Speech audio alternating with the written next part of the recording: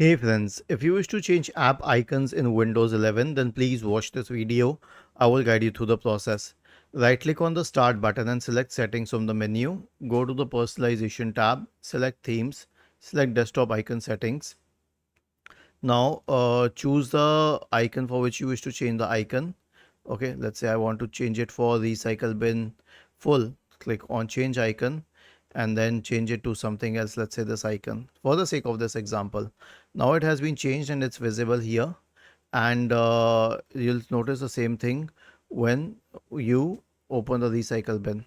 But obviously you will have to apply it first. So you see that it has changed. Now, if I wish to reset these settings, all I need to do is go to this one and select restore default, and then I will again have to apply it and see what happens after applying it. It resets the settings.